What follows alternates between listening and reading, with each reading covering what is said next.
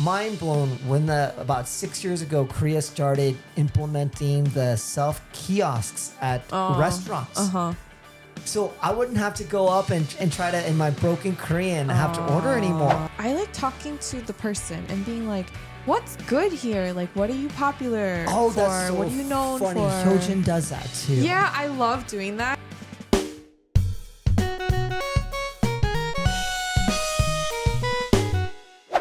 Welcome, beautiful people, to the Lost and Local podcast. We're Adam And Hannah. Two Korean citizens who grew up abroad and are now figuring out life in Korea.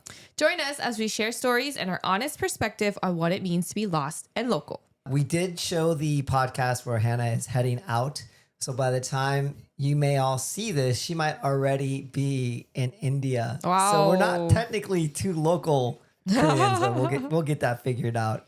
As you can see, we're going to talk a little bit about retail and shopping today. And we thought a cool little icebreaker would be about our best retail or shopping experience that we have had. So, Hannah, what about you? Because I haven't lived in Korea that long, my best retail experience is kind of in the States with Amazon. Okay. And some people are anti-Amazon because it's basically monopolizing everything. And I get it, but also it's so convenient because if you order something and then if it doesn't arrive at their estimated time and you complain about it, they just give it to you for free and then they ship another one. So I ended up getting like 2 karaoke mics because my first one didn't arrive on time. And then they're like, oh, just keep it. We'll ship another one. So I got 2 out of it. Or when you want to return something, sometimes they're just like, oh, keep it. Like you don't need to return it. You know, I heard about this from my brother-in-law. And so they literally told you, just keep it. Yeah. They're like, don't worry about it. Just keep it. And I'm not the only one. A lot of people have had similar experiences. Or like you can just go to a Whole Foods and they'll ship it back for you. Oh, okay. Sometimes Because Whole Foods is owned by Amazon. Yeah. And so, and there's like Whole Foods everywhere. At least in the Boston. big cities. In Boston. Yeah. So you can just, or there's like Amazon lockers and you just like put it in one of the lockers. And I don't know. It's just like, like very, very convenient. Yeah. Amazon has been around for a hot minute now. Their shipping, I actually remember when they initially started this whole concept of shipping and it was pretty crazy. It was pretty outside of the box at the time. I think that was back in 2002 or something, 2003. But yeah, that's crazy. Wow. They must make enough of a profit to be like, oh, it's just a small little just keep an extra karaoke mic. Wow. Yeah. That's cool. Well, that's nice. Do you recall how long you had to wait on the phone though? Very minimal time, less than a minute. Wow. They have but I don't think their call center is based in America. I think it's like based in other countries. Yeah. And so, yeah. Yeah. Fill in the blank. But that is nice because you don't have to be on the call for too long. I know, like banks in America, horrible. You're listening to the jingle nonstop for like 15 minutes. Yeah. But Amazon was pretty quick. But I guess for Koreans, nothing I'm sharing is like abnormal because in Korea, things get delivered so much faster. Like 2-day shipping is a joke. Yeah, here 2-day shipping would be, why am I waiting so long? I know.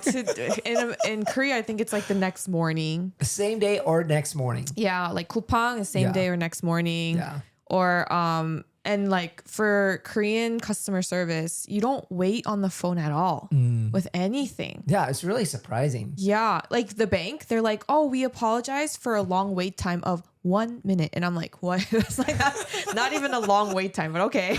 That's funny. Yeah. What about you, Adam? Yeah, well, speaking of Korea, I thought about kind of shouting out living in Korea now, and I had a pretty amazing experience. I went to an actual Samsung store, brick and mortar location, and I was looking for like the base model Samsung phone, not the fancy Galaxy phones, like the basic, like not even the A model. It was like the cheapest one, but I wanted a cheap Samsung phone to support Korea and to use like the phone going through the subway and be able to have that access. Just for Korea. Yeah. So I went to the Samsung store with my wife and we were just talking to this gentleman who is probably in his, I guess it doesn't really matter his age, but he was in his 30s. And so we were just kind of explaining to him, we wanted to get the cheapest phone. And then he asked about, what plan do you have? And so we said we have KT. And then I guess the base model that he only had in white. I guess that's it's not a very popular model color. Oh, really? Because it's a white phone. Oh. And he was like apologizing. I'm like, well, that's okay. And then he said, let me see what I can do. And so he did all this research for like 10 minutes. And then he came back and whatever the retail price was, he was able to bring it down by close to 100,000 won. He's like, this is the reason why I was able to give you this discount. And then I was able to find this discount for you. And it's even cheaper if you bought it from us versus KT because this is the price that I was able to find. And he went through this whole long process of telling us like all the discounts that he could find for us. And I was shocked because I was willing to pay, I think it was 300,000 at KT, but we ended up walking away like 150,000 because he found all these extra deals for us. And so I got his business card and I'm like, if I ever buy another Samsung phone, I'm going to go directly to him. Yeah. So shout out to the Bongbei Samsung store.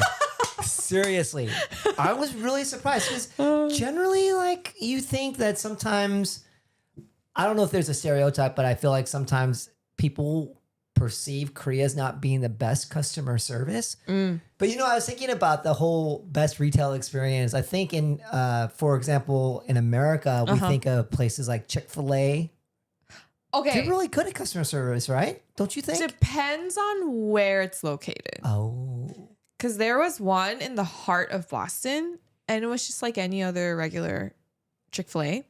But then when I went to the suburbs of Massachusetts, like they would serve you at your table. And they would go out of your way. Oh, can I refresh your drink? And then you say thank you, and they're trained to say my pleasure. Yeah. Have you noticed that? No, yeah. And they're like all like really young. They're like high schoolers, but they're like so like well-mannered. Nobody has AirPods in. They're like looking at you and I don't know. I was just like, wow, they really train their employees really well. Yeah. And you've been to In-N-Out? Yes. They're really good at In-N-Out too. They're known to be really good at In-N-Out. That's not my experience. Really? Wait. But I was in LA. What state were you in? Oh, LA. Most of my LA experiences, because I lived in LA for 8 years, they've been really good. But wow. It was near the airport. And so they were just... Oh, like, near the LA airport. Yeah, they were just like, go. Yeah, maybe the more suburbs part of LA. I guess this is kind of a running theme with more of the suburbia area versus the downtown area. What do they do? Like, do they also do like my pleasure? They're just really good. They try to do the same thing Chick-fil-A does. But one thing about In-N-Out is that they treat their employees really well and they pay them above the level of most people in fast food restaurants. Oh, nice. So generally the staff are pretty happy because they know they're getting top dollar. And so the morale is usually pretty high. And both Chick-fil-A and In-N-Out are Christian-owned based companies. If you look on the bottom of In-N-Out, the cup on the inside bottom, there's always a verse that they share. Did you know that? Yeah, and like Forever 21 too. Oh, I didn't know this. Yeah, but Forever 21 is not cool anymore. Oh. Fast fashion. But anyway. So this is our segue into our shopping retail differences versus the States and Korea. So having lived in Korea for almost 7 years and Hannah now coming on to a year, although you did live in Korea in your formative years, in your high school years. Yeah. So you maybe could draw some experiences from there too. Ooh, rough, but I'll try. But I thought it'd be kind of cool to talk about some of the differences, guys. I think for a lot of our listeners, those who either are thinking about going to America or the United States, or people coming from the United States coming to Korea, hopefully this will be an interesting topic for you because it's something that you definitely can see a comparison and contrast with. So the first thing that really shocked me coming to Korea was the return policy. Have you noticed anything about that? The difference in Return that? policy? Like it's the window's really short. Oftentimes not just really short, but non-existent in Korea. Oh. Have you must not return things very often. That's a good thing. No, I usually ask and they're like, if it's not open, you have 7 days. Yeah. You can't open the package, though. In America, I keep on saying America, in the United States, in the States, return policies are quite liberal.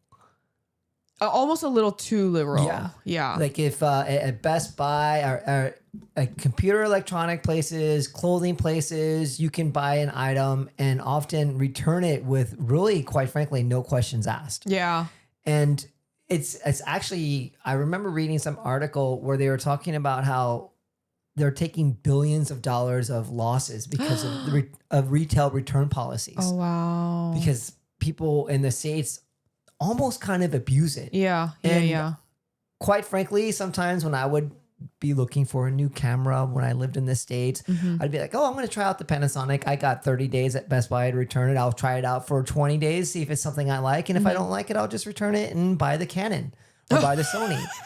And because it's such a nice return policy, I just assume that, okay, when I go to Korea, because I like electronics, I'll buy something, I'll return it if I don't like it or whatever. I bought something in Korea. I think I bought it at maybe Electromart, which is kind of like the Best Buy of Korea. Oh, okay. They're owned by Emart. I remember buying a Bluetooth headphone thing. And then it kind of hurt my ear after A couple wearing days. it for a few days. And I'm like, okay, I told my wife, let's go return it. And we went to the store and we're like, we want to return these. It's kind of hurting my ear.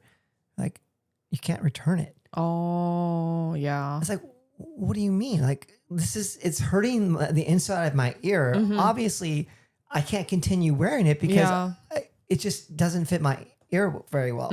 Like, we don't, unless it's not opened, we're not going to be able to return it. Yeah. So my wife, fortunately, she worked her magic and was able to basically get a one-time exception.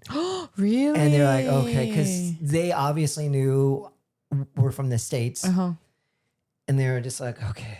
They kind of were like, fine, we'll do this one time. Wow, But this is not. I want to know Hyojin's magic.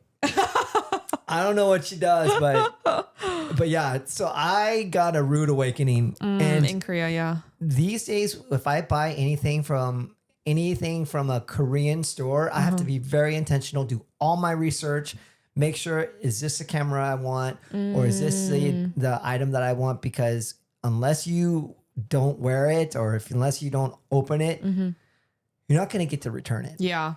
Yeah. Have you tried to return anything in Korea or is that? No. Oh. But another thing though in Korea is people are very meticulous when it comes to leaving reviews.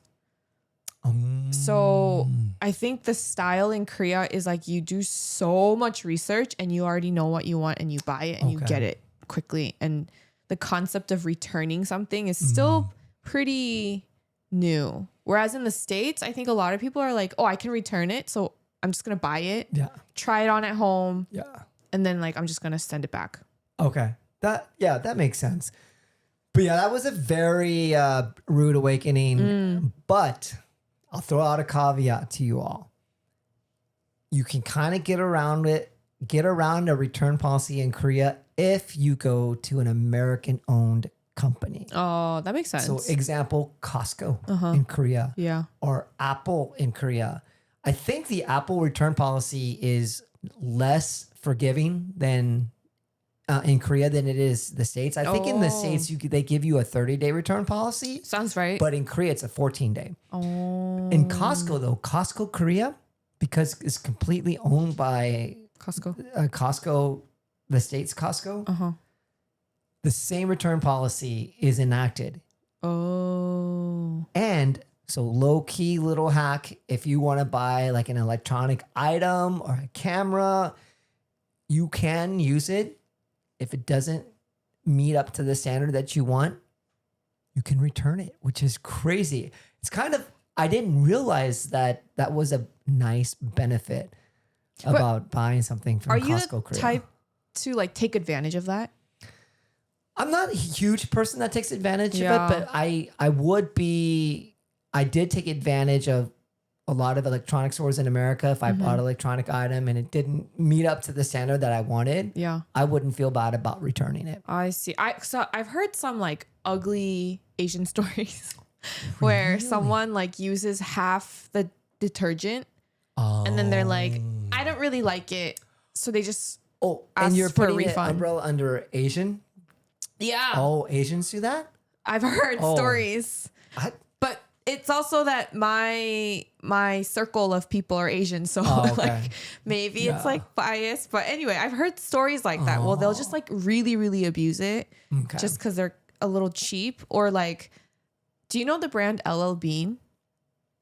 They're like a super, super high end like clothing and like jackets, like outdoorsy and, New England stuff. Yeah. So the reason why a lot of, and this is not Asian people, just like New Englanders love it, is because they are like, if you are not satisfied with our quality, then you can return it whenever. So I actually know a girl from college who had a backpack when she was in middle school. So it's been like 14 something years. And she's like, why doesn't a backpack last more than 14 years? Give me a new one. And they actually gave her a new one. Oh, wow. And so like people are taking advantage of this. Whereas like I could just never do that. Like I bought a pair of boots. They lasted maybe like 4 years. And I was like, that's pretty good for boots. Yeah. And everyone was like, you should go and ask for a new one. And I was like, I feel bad. Like I paid for something that will last a little bit. 4 years sounds good. I don't think I should be taking advantage. So I like never take advantage So of this. conscientious. But like, how can something last 14 years?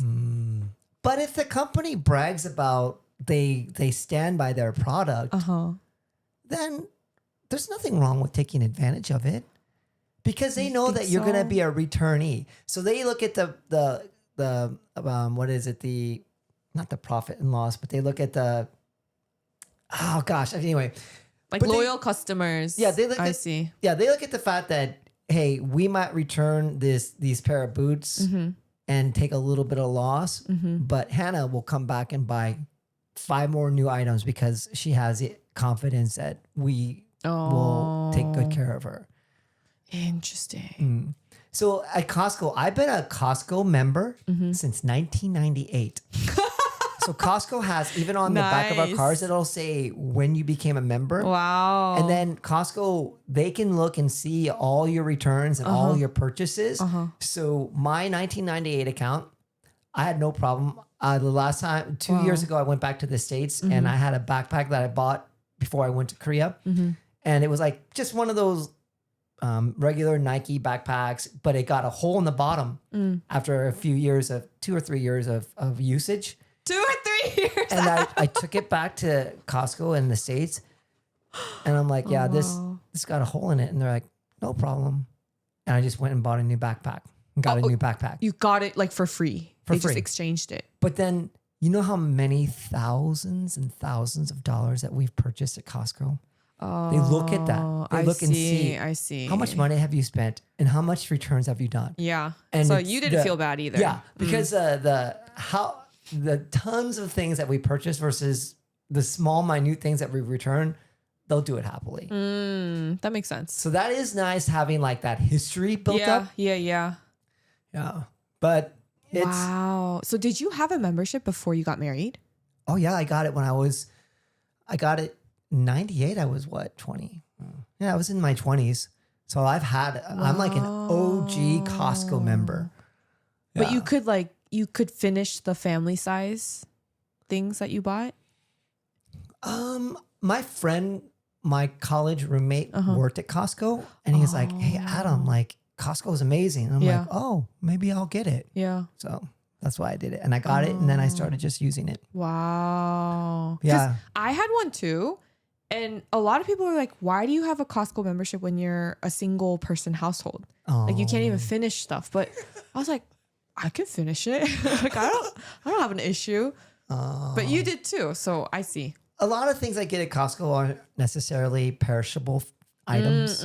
It's more of the good deals on electronics or cheap clothes, because a lot of times they'll have designer clothes like Nike or Columbia or something nice, high brand, but then at retail, wholesale cost. A wholesale, yeah. So you can get a nice Nike t-shirt for a lot cheaper than you would even get at Nike. That's true. So there's advantages to it. Yeah. Oh, speaking of retail return policies, while Korea is strict on their return policy, firsthand testimony, I bought a pair of New Balance shoes. New Balance has upped their game recently. But in the past, New Balance was kind of a lower tier shoe compared to Nike or whatever. But I bought a really nice pair of New Balance shoes, and the sole started tearing apart. And then my wife's like, oh my gosh, I read that they have aftercare service where you can return it to the store that you bought it. As long as you have the receipt that you bought it, they'll take the shoe, send it to wherever, Boston? a warehouse. No, they'll send it to a warehouse of New Balance, and they'll repair the shoe. Wow. Send it back to the store. The store will contact you when it's done. Wow. And so we tried it out and no charge. Wow. And you don't have to take it to one of those like small, cute little places along the streets in Korea. They'll repair it for free. And it actually, I took that same shoe back twice because it started tearing apart. But I'm like, every time, if you are in Korea, if you buy shoes, I'm not sure how it works with shirts, but if you buy shoes from any store, keep the receipt. And if it starts tearing, gets a hole, they will repair it for free. That's one of the things about Korea, is that they have an amazing after service, because I think they realize that Koreans, unlike maybe in America where it's a consumer consumption, like just buy, throw away when you don't like it. Koreans are a little bit more frugal. Yeah. So they want to be able to win your patronage by saying, okay, we'll make sure we stand by the product by at least fixing it. We may not return it, but we'll fix it, which is really crazy. And is that only applicable in Korea, or is that New Balance? From what I understand, it's only applicable in Korea. You can't buy a New Balance in America. If you bring the receipt, and they'll be like, oh yeah, no problem. Because you can do that with Nike, Adidas, Reebok, Puma, wherever. Thing. So it's a Korean AS after service or whatever. AS, it's amazing. Yeah. So keep your receipts for those type of items, and they will honor it. So crazy. That's so interesting, because some things they're like, if you open the box, it's over. But these shoes, like, you probably wore them a couple times. That's why it wore down, and they're like, oh, we'll like switch it for you. But to be fair, they did start breaking down a little bit faster than they should have. At least in my estimation, if you're gonna buy shoes, buy Nike. They last longer. Mine don't last that long. Really? But then you're pretty active. Oh, that's true. So you do a lot more wear and tear on them than the average person. My Nikes last 1 year. Well, did you buy it in Korea? No. Okay. In the States. I should buy them in Korea. Buy them in Korea. And like before you go to India or whatever, buy your shoes, beat them on down in India, and then come back to Korea and do after service. Wait, I feel so bad though. But yeah, that's a pretty cool thing. Make sure you take advantage of that, because I think that's a pretty big flex for us. But you know what, Koreans. Adam?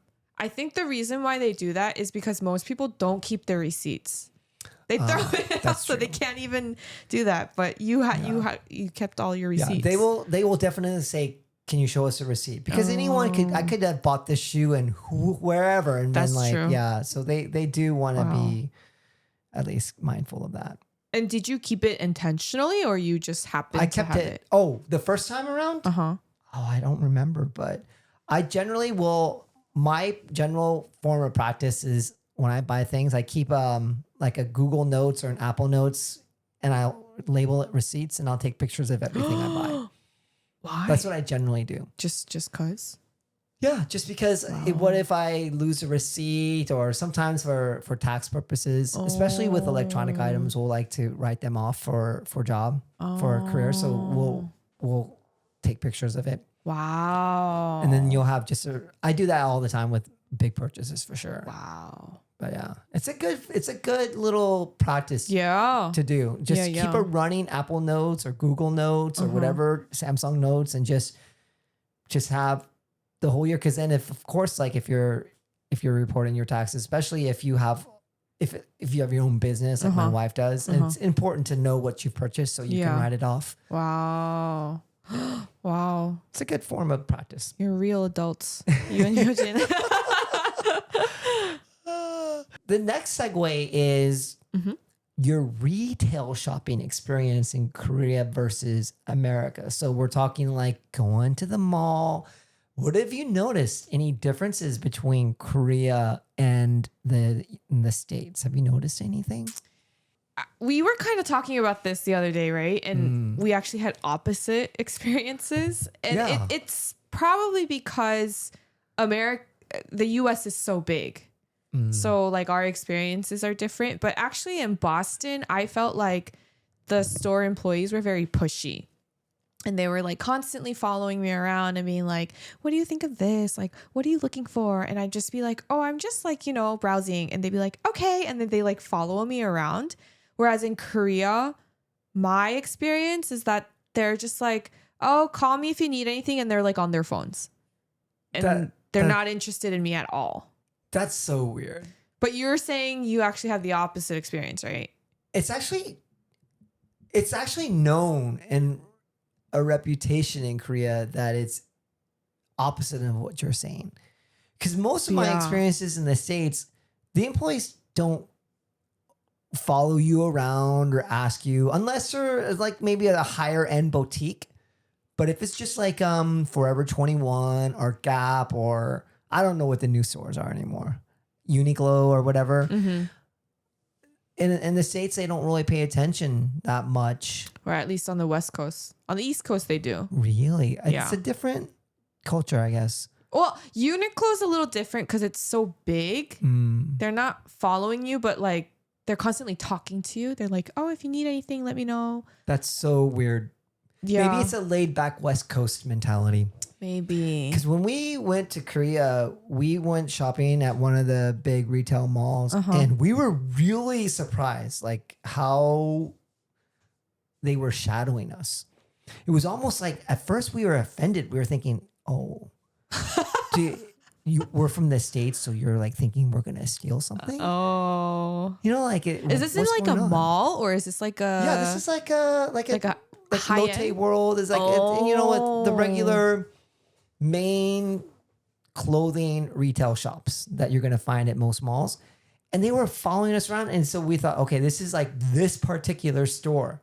So we went to another store and then they did the same thing. And it's so awkward and kind of uncomfortable because like the employee will kind of stay like 10 feet away, but they're shadowing you and following you. And then my wife realized that they're just trying to make sure that they provide the best customer service. Or you can't find the right size, they'll jump in and like look through to find the small or the medium.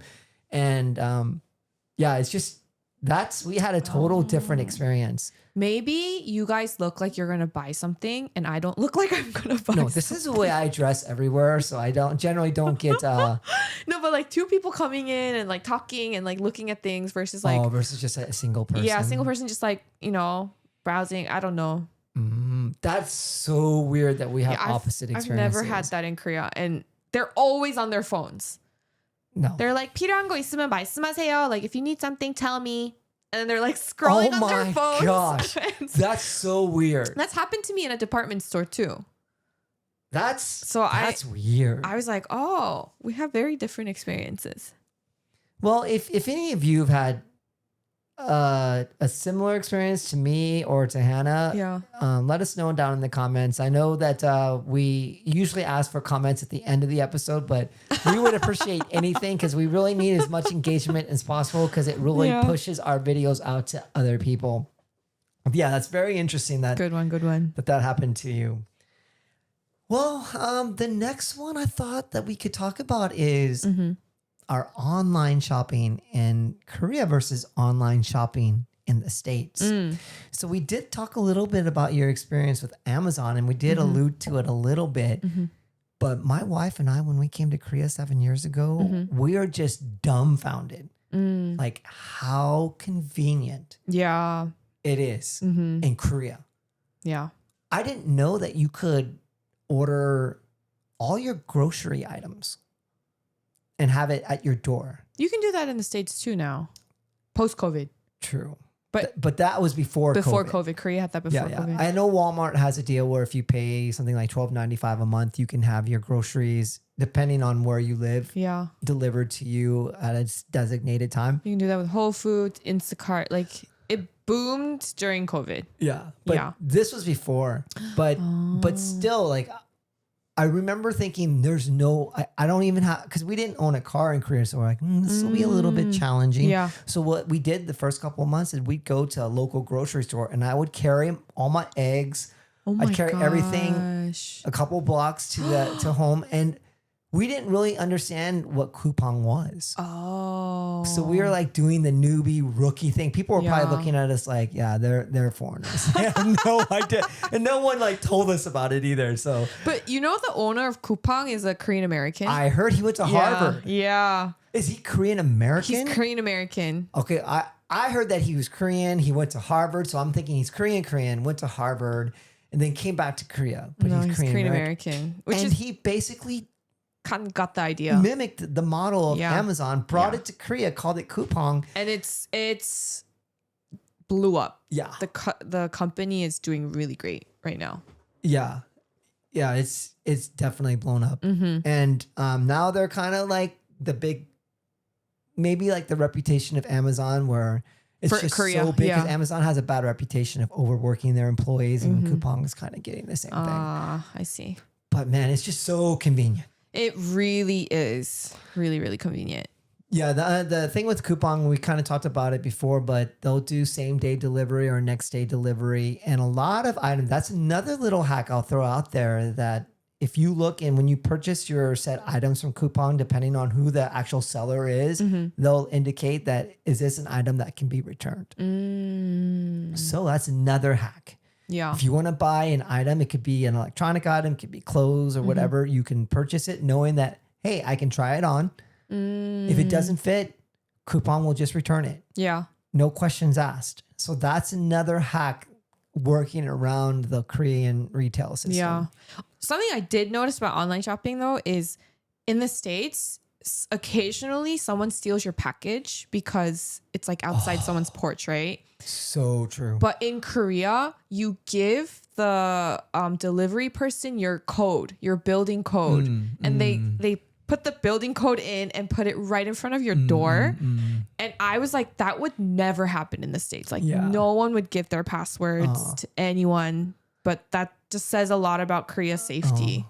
And some of the apartments or office towers will have like lockers at the Coupang or the Emart delivery. People can put your item in. Yeah. And then you can come down and enter the code and pick it up like an Amazon pickup thing in America. Box, yeah, but yeah. it's in the convenience of your residence. Yeah, that's true. When I lived in the States, I owned a house in Oregon and we had a Ring doorbell for that reason.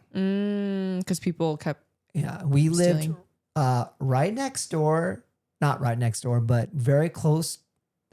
No shade on this, but we lived very close to a, what do they call that? I don't know. Trailer parks. Oh, I see. So our fence in Oregon would get gang tagged a lot, Mexican gang tags. Oh. They would paint their tags on the outside of our fence. And I'm like, okay, let's buy a Ring doorbell I see. for that reason, just to try to deter them. That's like vandalism. Oh yeah, But it you was can't straight up. you When I can't- sold my house, Yeah. I had to pay someone to come out and paint my house. And I was just praying, please, at least in the next couple of months, Yeah. Nobody. please don't gang tag the Yeah. place because I just wanted to have a little bit of reputation. So yeah, that is one thing that's nice about Korea is that you can oftentimes just you can have them deliver and not worry that anyone's going to ever swipe anything. But that's CCTV, the power of CCTV. in America, they would balk at the idea of being recorded. That's true. Yeah. One other thing about online shopping is sometimes we'll go to the stores like on Naver because we can't find the item on Coupon. So we'll go to Naver and the store will be like, we ship.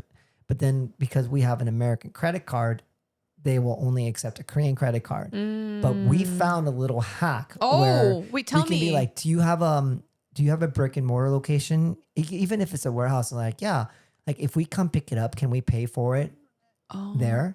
And they're like, yeah, you can. And then oftentimes they'll have a regular point of sale swipe thing, or they will take any credit card. So That's we'll use nice. our American credit card That's really nice. and just go directly to said location and purchase it. Well, that's so much work. Yeah, but it's worth it to not have to use our Korean credit card. I see. That's one thing with shopping. And when you're a citizen, I mean, I'm a dual citizen, but when you mainly use a credit card from the United States, you have to find ways to continue to use it because in Korea, we're not that advanced in accepting foreign credit cards, even though we're trying to be more foreign friendly. Oh, breaking news. Oh. This is going to be late because this podcast won't show, but Apple Pay came 2 years ago. Yeah. Guess what the transportation system in Seoul just put out this morning? Oh, I saw T-Money and T-Money is going to work with the Apple. transportation, and you can swipe with your Apple card, with your Apple phone or your Apple Watch and go through the subway and use your Apple phone or Apple Watch. But the only thing is T-Money is now no longer the leading company for transportation because of the climate card. Yeah. And That's true. there's another K-Pass card that I have because I don't live in Seoul. You live in Gyeonggi-do. Yeah, I get 30% of whatever I spend back. But I can't do that with T-Pass or T-Money. But it's a step forward. It is a step forward. Especially 'Cause for foreigners. I was really surprised when I came to Korea how few establishments took Apple Pay. Yeah. Because of Samsung Pay. Yeah. And the bad thing is Apple, whatever the minuscule 0.001% charge that they use, Apple has a higher charge fee than Samsung Pay for the main point of sale terminals. see. So people, what happens though is there's a particular mega coffee near my house that's much closer than the other mega coffees, but they won't accept a foreign credit card. So I don't frequent them. Oh.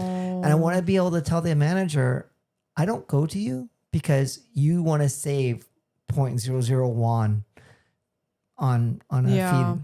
But this is also not a neighborhood where there are that many That's foreigners. So That's true. Yeah. That's fair because they don't get many foreigners in my area. So I guess it's a trade-off. it's really inconvenient because I went to Spain, Portugal, Japan, like Turkey, Greece, and my Apple Pay was fine. China, you can use your Apple Pay way easier. Oh. You not Apple Pay, I'm sorry. You can use your Apple phone via China's pay system. But you can still use an Apple phone to do that. to make payments. But Korea's no. Yeah. Korea is the worst when it comes to that. And unfortunately, hopefully the Korean tourism and senators and different people will start realizing that if Korea wants to be, like they're stating, more open to foreigners and it helps the economy. They're going to have to change something. Get more immigrants into Korea. They're going to have to. Yeah.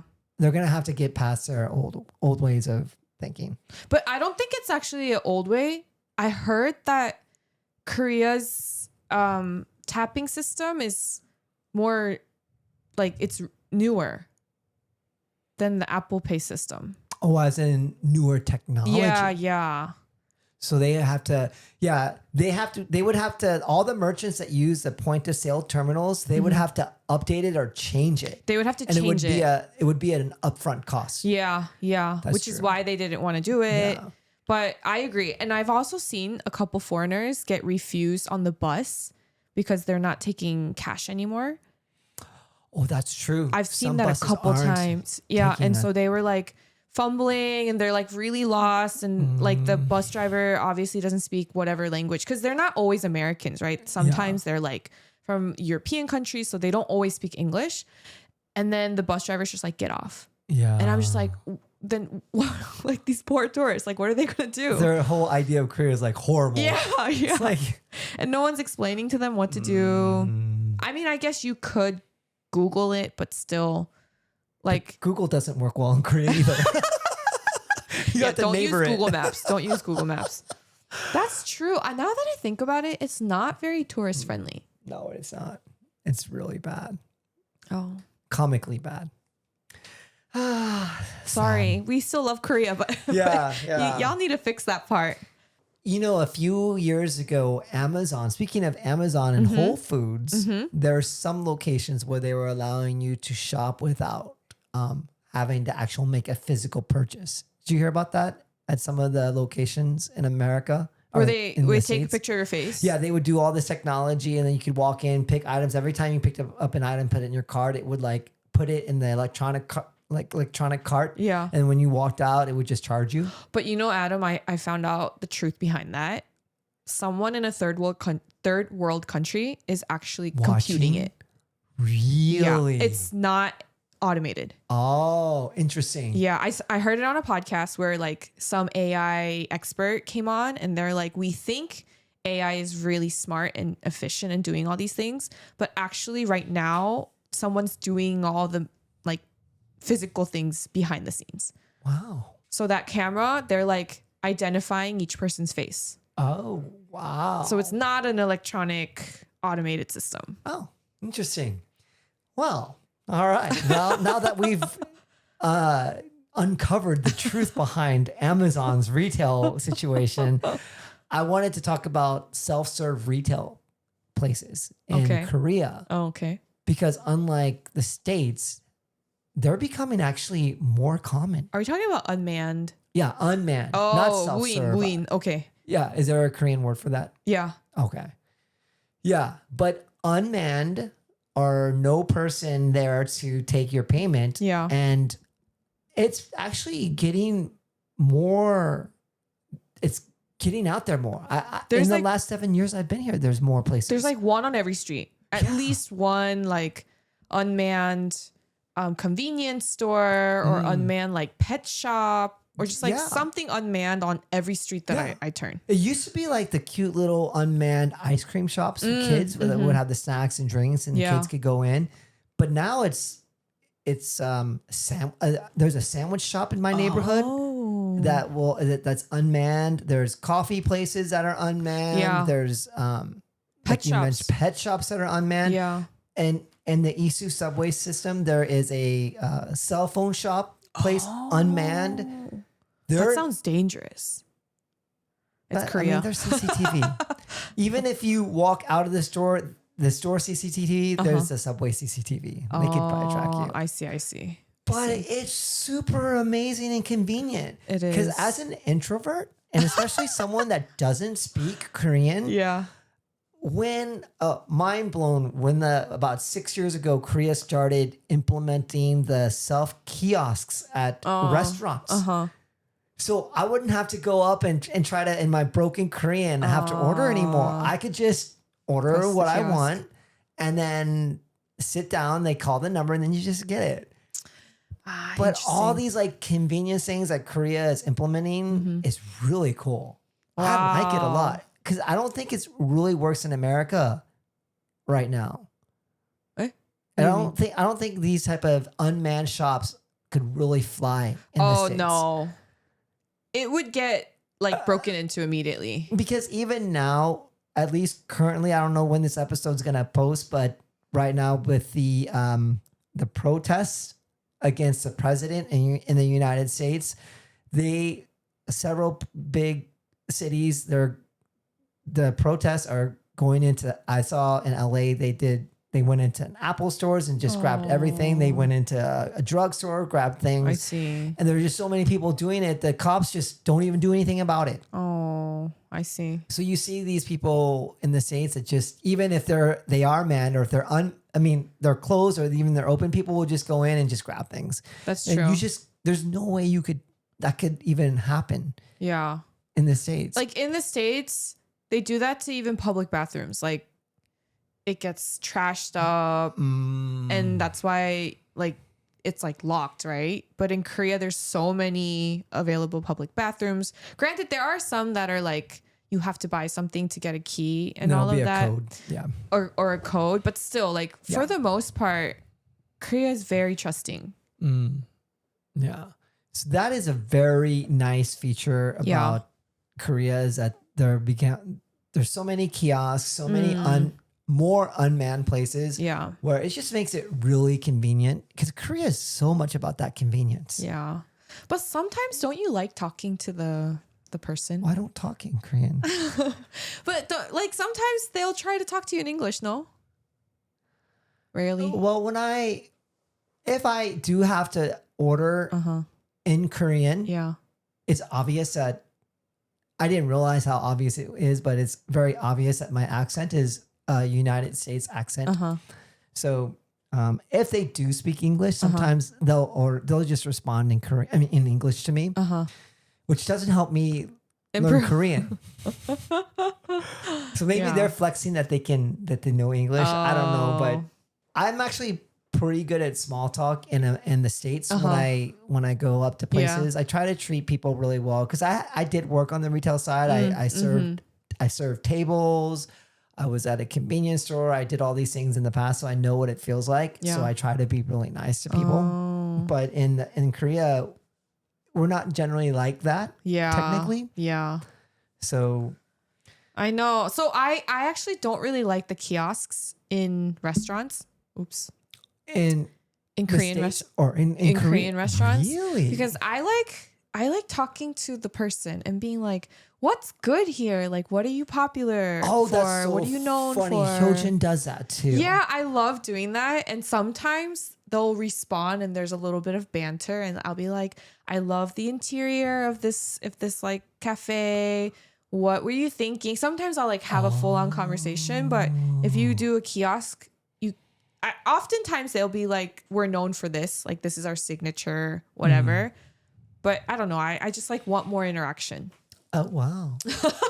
Yeah. I mean, even in the States, my wife let's say a waiter has come up to us and I don't know what kind of restaurant it is. And my wife will be like, oh, like, what do you recommend being the best? Oh, yeah. And I'm like, babe, if they recommend it and then you don't order it, that's awkward too. But then she's like, oh, I want to try it. And I'm like, well, okay. Yeah. No wonder we get along.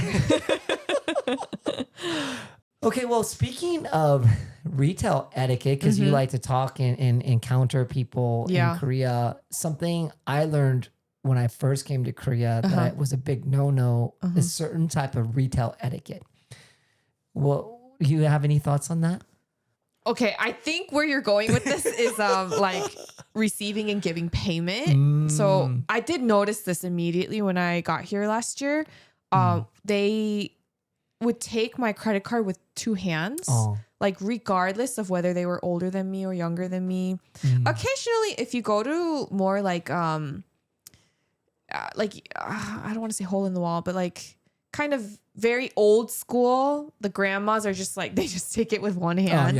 But in the more newer establishments, like even though they were older than me, they would like take my card by two hands, and then I would also like give it by two hands because I'm just like trying to mimic what they're doing. But in the States, I don't think there's anything like that, except there was a Japanese ramen place that opened right before I left Boston. Okay. And there were these white people doing that to me. And they were like, thank you. and like Wait, getting my credit card with two hands. Oh, you mean when you purchased something? Yeah, from when them? I purchased something from them. And so I was like, oh, they're really going with this like Asian theme. Yeah, Asian hospitality that's respect cute, thing. So I noticed it as soon as I got here. And I was like, oh, it's like, it's actually a thing. Like people actually care about how they take your credit card. Okay. Yeah, when I came into Korea in 1996, you know, when in the States, when you order food or you're exchanging currency to someone, you just hand it with your hand. Yeah. Like, here you go. Yeah. we learned very quickly that that's super rude, I guess. And we were taught to do this. Oh, with one arm, Yeah, one like hand. this.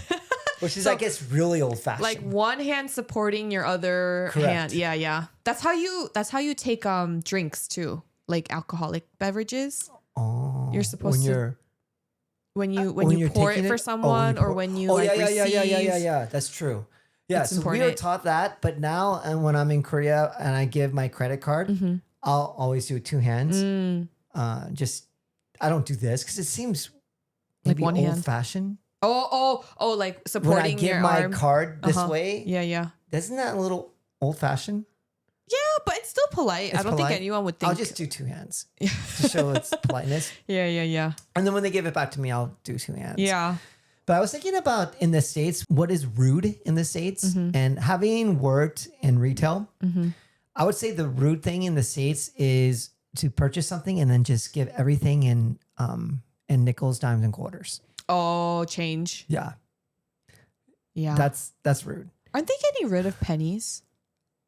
They stopped the production of pennies at the end of this year or something. Oh, okay. Yeah, which is, I guess they're supposedly saving a lot of money by not having to produce them anymore. I heard that, yeah. But going back to the whole paying with just dimes and nickels and quarters, that's, I guess, supposedly pretty rude. Yeah. And then I noticed in Japan, you're not supposed to hand money directly to them. Did you notice this? No. That they have trays, at least in some of the retail shops. And I don't know if it's cleanliness more than it is etiquette, but you're right. That happened to me at the train station. You're supposed to set your money in the tray, and then they take the tray and then they deal with the money. They don't want to do a direct handoff, which is weird. You're right. Yeah. That happened to me once. Yeah. Yeah. Otherwise, I was paying with cards, so it didn't really matter. I from what I recall, you're supposed to put your card on there too. Really? From what I recall. Yeah. That's I think so it's maybe more like a Japanese etiquette, like cleanliness. I don't know. Maybe. No. That's so fascinating. Other than that, retail etiquette, I think also in the States, it's rude to just throw your money down. Oh, yeah. That's kind of rude. That is rude. But that's rude anywhere. That's true. Right? When I used to wait tables, the etiquette is, of course, is to give you tip. So back in my day, 10% was the common thing. Oh. But sometimes people would just give you a quarter or like 50 cents. And one of my coworkers, literally someone left like 50 cents and they started walking off. Yeah. And my fellow employee grabbed the 50 cents and ran over to them. Oh, hey, you forgot your 50 cents. Because they thought it was change? No, because they were just they wanted to like embarrass them. Yeah, like obviously this must not be tip from me. I see. You know? I see. So, okay, but Adam, I think tipping culture is so weird. Yeah. The more I think about it, because like, why are you not paying your employees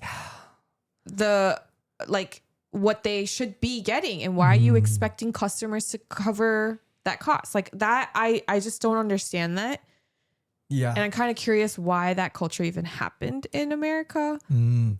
Yeah, I remember reading an article back in the day. We are going to do a nice little sidebar on tipping because it has gone out of control. Very out of control. And it does make sense because the employer should pay a living wage to their employees and not expect the people who come in to patronage their store to support said employee. Yeah. When I lived in Indiana and I waited tables, there are still states in the United States that enable restaurants the ability to not have to pay their employee the minimum wage. So what?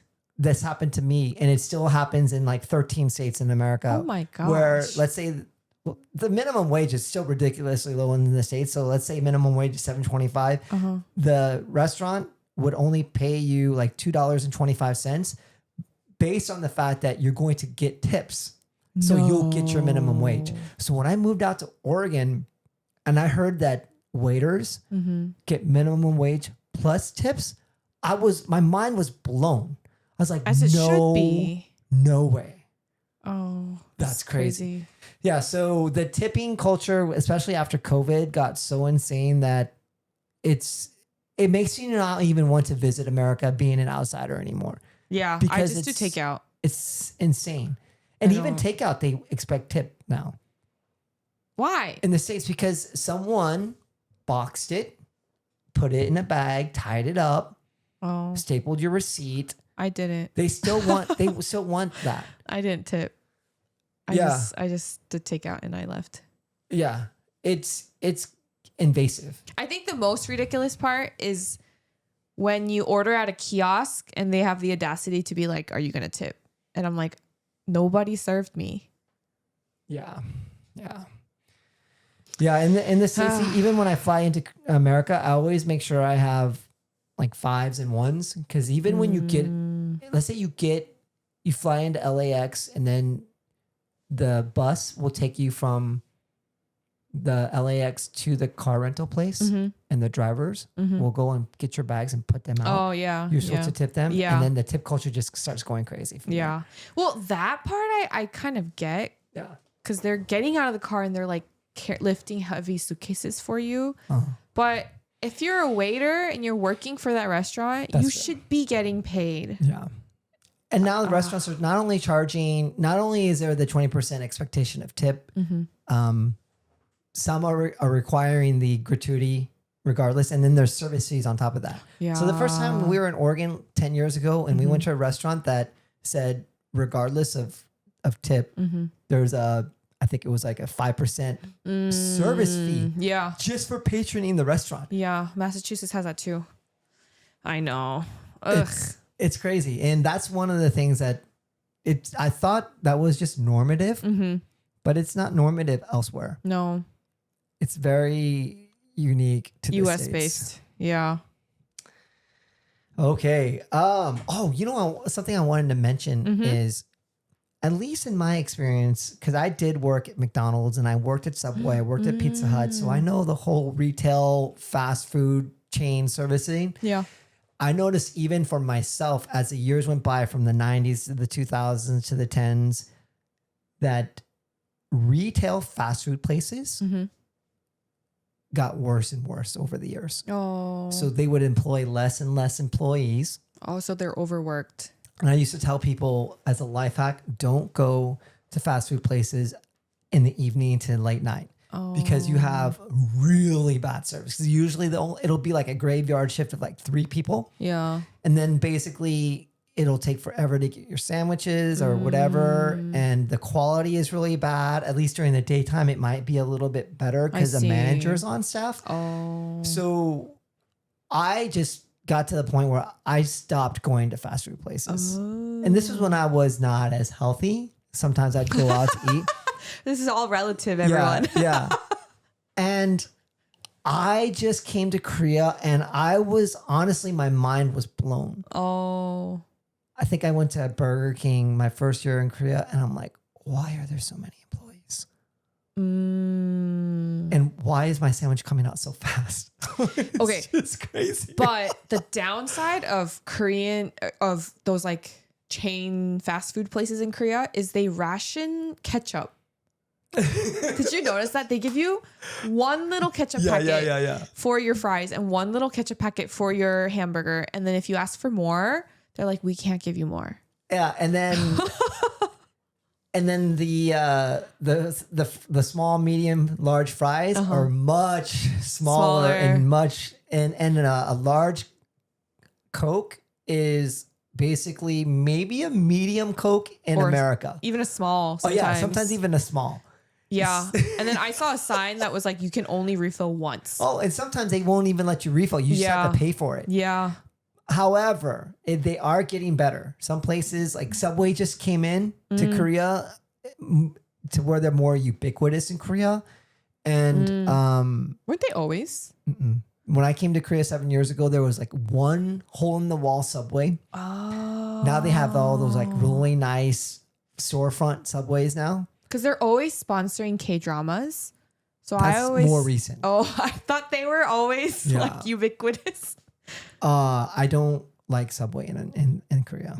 It doesn't taste as good as I've never the had States. Subway in Korea, but I just don't like the concept of Subway being in Korea. Is Why? what I'm saying.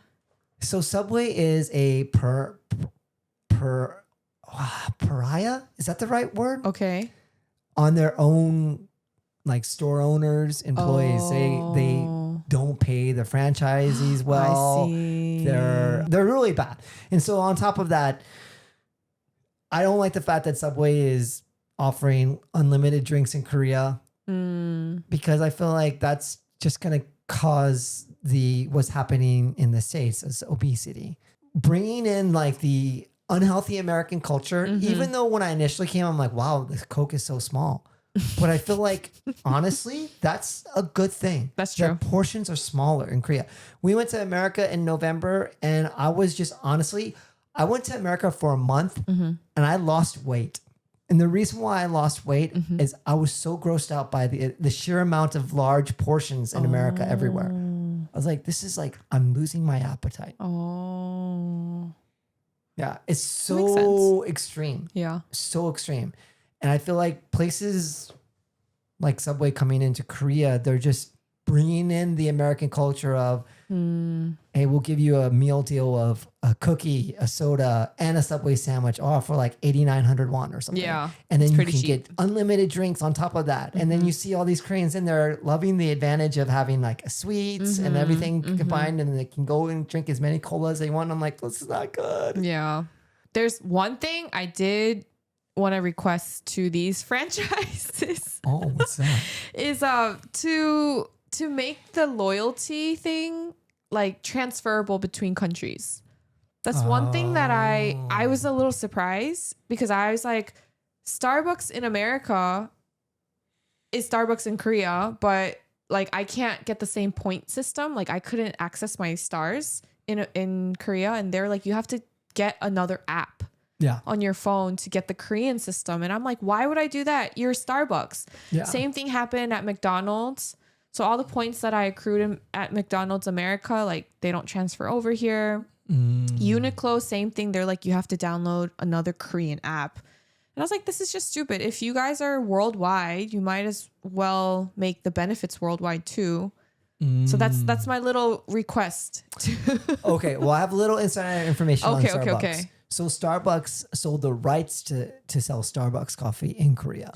So you know who owns the rights? Who? It's an Emart conglomerate. They're under the umbrella of Emart or something like that. And so basically they can sell all the coffee brands and say they're Starbucks, but we tried to use our American Starbucks card early on when we got to Korea, and they're like, we don't take this. Yeah. And then I found out that Starbucks isn't really Starbucks. It's like a Disney in Japan. So Disneyland in Japan and Disney Seas in Japan is not owned by Disney at all.